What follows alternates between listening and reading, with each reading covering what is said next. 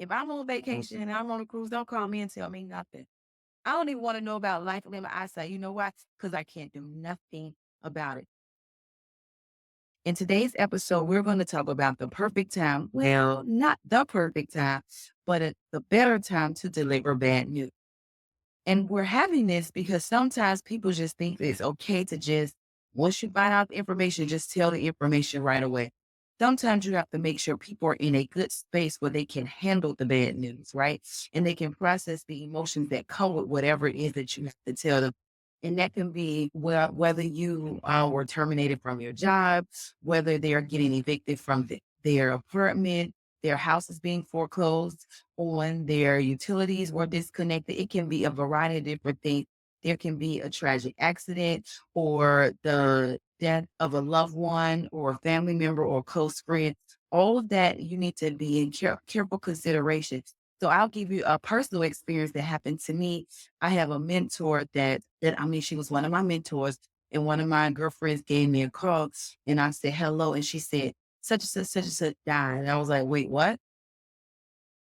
And then I was in the midst of actually, I was helping with this wedding and I froze. And then my friend said, oh my God, where are you?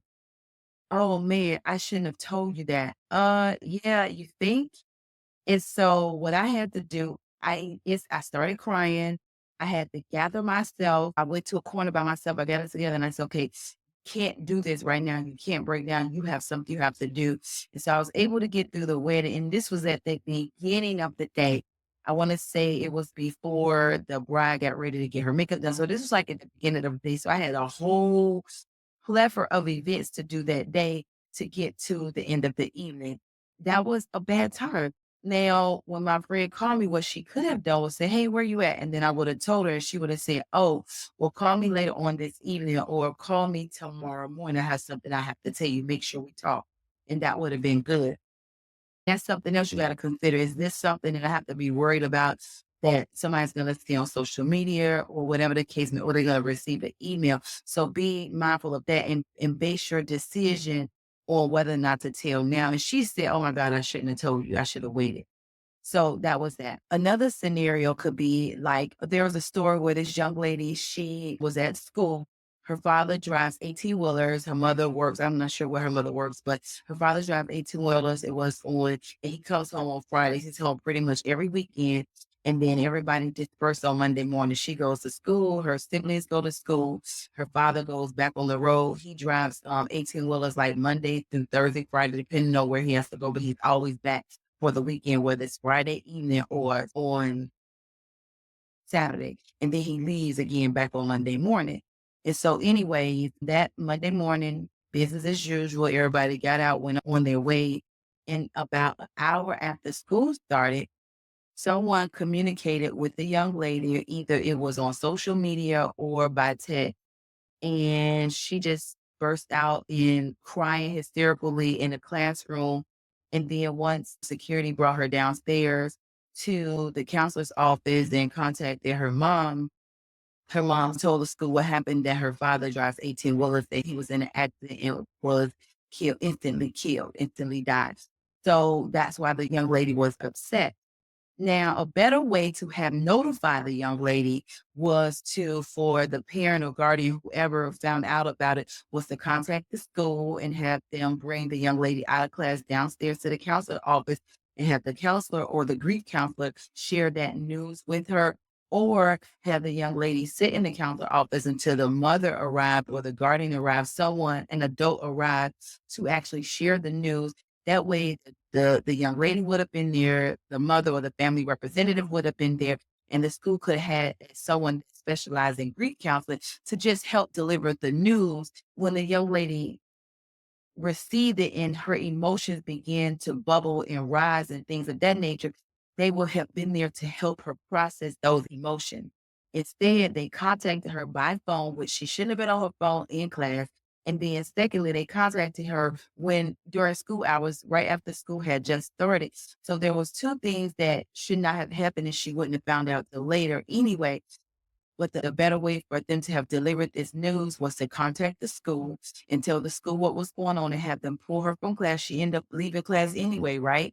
Have them pull her from class, tell her what's going on. That way they could have been there with her. So when the emotions began to bubble up and rise, they can help her process those emotions. No one can tell you how to feel when you find out that your father passed away. Nobody. I've been there. I know. Promise you that. However, they could have been there to provide her the support she needed because once you find out, the grief process starts immediately, just like the accident happened and it happened immediately. Once somebody tells you that your father has passed away, instantly you go into the grief process. It starts. So they could have been there to help her start that process. And then, of course, take her home because she wasn't able to finish school that day anyway. And it was Monday. I mean, and then literally she got this news like an hour after she saw her father. I can't even imagine that. Like it was because everybody said, I just saw him. And that was her. I just saw him. So that's another reason why you have to find a better time. It won't be the perfect time, but definitely a better time to tell someone when you have to deliver bad news. Just like, for example, if there is a car accident and you're in the car with somebody else, and it's two people that were in the car and there was an accident, one person died and one person in the hospital, and they can't move. And they keep asking, where is such and such? Where is such and where is such and such? While they're in the hospital isn't the time to tell them that such and such passed away. Let them be in a space where they can heal themselves and get in a space where they can get healed. And then once they come out of the hospital, once they are more coherent and able, now they're not in the gray area in the woods. Then you can tell them that the person that they were in the car with has gone, transition, whatever. And I'll tell you another situation. I was having this big event in my life, and my friend at the time, she was a part of this event as well. And I kept asking, hey, somebody tell my friend to come in, tell my friend to come in. It was like, oh, she's coming, she's coming, she's coming. But she never came. Like I never saw. I'm like, what is going on? Come to find out later, the reason why she could not come is because when she put her dress on that morning, that afternoon, that morning, the zipper broke. So she actually left to found a seamstress that was working, got the zipper, fixed his dress, and got back. And I had no idea. So I think that was good that they withheld that information from me because all that would have done, first of all, I couldn't do nothing about it. All that would have done is stress me out and make me feel like, oh my God, what is going on? Is she gonna be here? Whatever the case may be. So that's an example where withholding the information was perfect for the situation. Another time that I will share with you, if somebody's on a vacation, they're out the country and they can't come back for days. They're on a cruise. They definitely can't come back for days. That is not the time. Oh, I did hear this story. I don't know this story firsthand, but I did hear this. That there was a guy on a cruise, right? And his family contacted the cruise ship to let him know that his mother had died while he was on vacation on the cruise. He still had three, and I say 3 more days left on his vacation. Now I'm gonna let that sit there for a minute. Why would you call this man on a cruise ship? He has 3 more days before he comes back from the vacation and tell him that his mother has passed away. That doesn't make sense because there's absolutely nothing he can do about it. But wait, now he's sitting on a boat for 3 additional days, sad, upset, can't continue to enjoy himself. He can't do nothing about it anyway. So why tell him? Let him finish his 3 days of vacation. And then once he gets back there, he has to travel back home. So you might should call him. Like if you know the cruise ship comes back to, and the only reason why I'm saying call him as soon as he docks and the phone start coming back on, because by that time people have put it on social media. And of course, when he gets back from the cruise ship, he's gonna turn his phone on, he's gonna see social media. So yeah, you want to tell him as soon as he gets back into land or whatever. Tell him he has to travel a few hours to get back home, but don't call like you went out of your way It's not an emergency. You know why it's not an emergency? Because an emergency is considered, we talked about this in prior videos. Emergency is considered when it is to save a life, a limb, or an eyesight. If somebody has passed away, you're not saving their life, you're not saving their limb, and you're not saving their life, limb, or eyesight, right? So it's not an emergency. It is not an emergency. If his mother died today on Monday, she's still gonna be deceased on Wednesday when he gets back. That's just real life. He can't do nothing about it, right? So you went out of your way to contact the cruise ship to let them know you found him and you told him why he was on the ship. Now he has to spend 72 hours.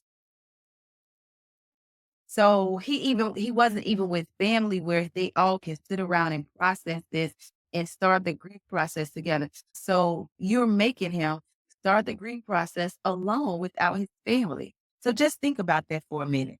If I'm on vacation and I'm on a cruise, don't call me and tell me nothing. I don't even want to know about life, limb, or eyesight. You know why? Because I'm on the ship and I can't do nothing about it. Don't call me while I'm on a cruise. Call me when I land. If you know we're coming back on Friday, you know we're coming back on call me Monday. Call me Monday and let me know Monday. Don't call me in the middle of my vacation. I'm out the country or I'm on a cruise ship. Don't do that to me. I'm on vacation. I'll be back. Seriously, because there's absolutely nothing I can do. If you call me, guess what I'm gonna accuse you of? You wanted to ruin my vacation because you know there's nothing I can do about it. Okay, I digress. Let me will it back in.